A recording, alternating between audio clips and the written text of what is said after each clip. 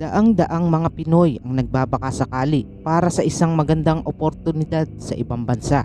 Ngunit imbes na magandang buhay, marami sa mga OFW ay nagiging bangungot ang pakikipagsapalaran. Kagaya ng isa na naman nating kababayan na ginawa ng masama at hindi na nakauwing buhay. At yan ang aalamin natin ngayon mga kabotsok, ang kalunos-lunos na sinapit ng isang OFW sa bansang Kuwait. But before we begin, kung bago ka pa lamang dito sa aking channel ay mag-subscribe ka na para updated ka sa mga susunod kong kwento. Umpisahan natin ito sa isang 29 years old na si Juana de Mapeles.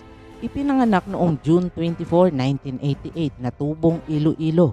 Siya ay isang mapagmahal na anak nang hindi pa siya nag-iibang bansa.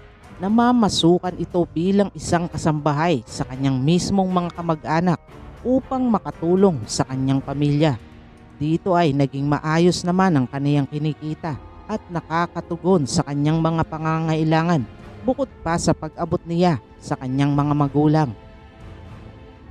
Ngunit nang dumating ang 2013, nang sinalanta ng bagyong Yolanda ang kanilang lugar, kung saan isa sila Juana sa natamaan ng nasabing bagyo.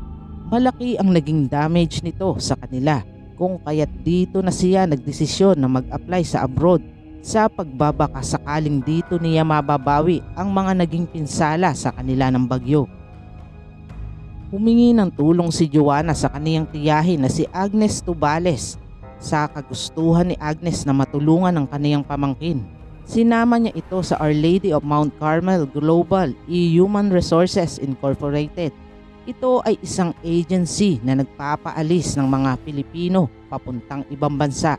At hindi naman dito nabigo sila Juana. Matapos ang 5 buwan, naayos na ang mga papeles nito at na-schedule na siya ng pag-alis.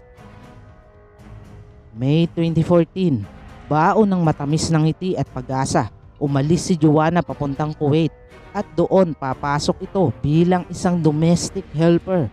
Naging maayos sa una ang kaniyang kalagayan, ngunit makalipas ang 1 taon, ayon sa kwento ng mismong ama ni Juana na si Tatay Crisanto, nagkwento daw sa kaniya ang anak na hindi na nagiging maganda ang trato sa kaniya ng mga amo. At kapag daw tumatawag sa kanila ay kadikit ang amo nito para hindi daw makapagsalita ng mga masasama si Juana.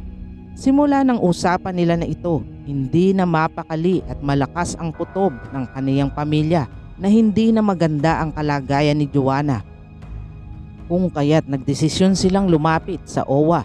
Dito ay hindi daw di umano masyadong nabigyan ng pansin ang kanilang problema.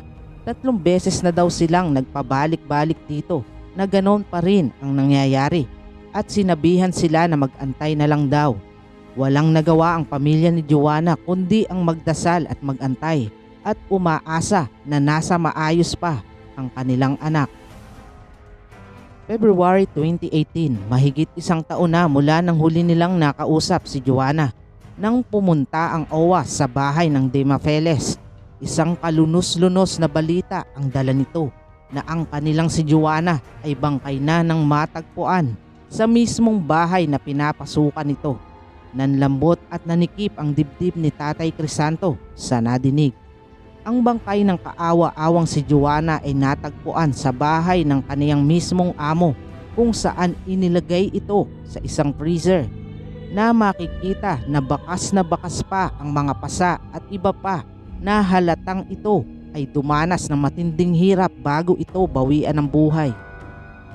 Labis na pagmamaltrato ang sinapit ni Juana sa kamay ng kaniyang mga amo na sina Nadia Asamasap at asawa nitong si Mona Lee Hasun na isang Syrian.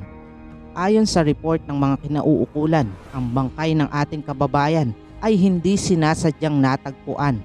Sila ay nag-i-inspeksyon lamang sa mga abandonadong mga bahay nang kanilang makita ang isang katawan na nakalagay sa nagyayelong freezer.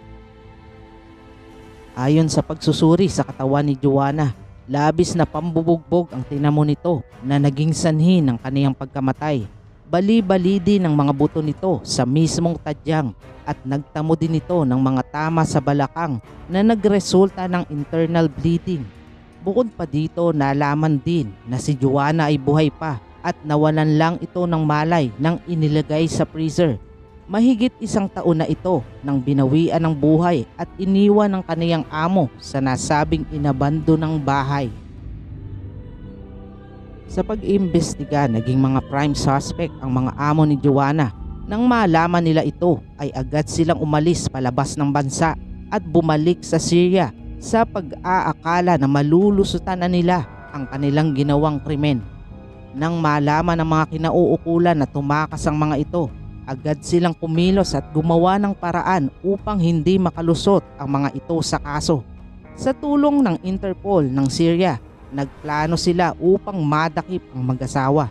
Nagsagawa sila ng isang manhunt operation kung saan sa parehas na buwan, nadakip kaagad ang mga suspect sa mismong kapital ng Syria. Hindi naman itinatanggi ng mag-asawa ang pagpaslang sa kaawa-awa nating kababayan na si Joanna de Mafeles at pinatawan kaagad sila ng kasong pagpatay. February 14, 2018, pinuntahan ng mismong Ambassador Renato Villa at Mr. Carlito Dizon ang bangkay ni Joanna. Matapos ito ay inilagay na ito sa isang box upang i-ready para sa repatriation ng ating kaawa-awang kababayan. February 15 nang dali na ang katawan sa Kuwait International Airport upang maibiyahe na pabalik ng ating bansang Pilipinas. Kinabukasan, February 16 nang salubungin ng naghihinagpis na pamilya ni Joanna ang kaniyang bangkay. Labis ang pag-iyak ng mga ito dahil hindi nila maisip na ang kanilang yayakapin na Joanna ay isa ng malamig na bangkay. Ang mga sunod-sunod na nangyayari sa ating mga kababayan sa Kuwait ay hindi pinalagpas ng ating noon ay Pangulong si Rodrigo Duterte. Kaagad nitong pinalabas ang total deployment ban sa Kuwait upang hindi na daw di umano masundan pa ang ganitong ginagawa nila sa mga Pilipino.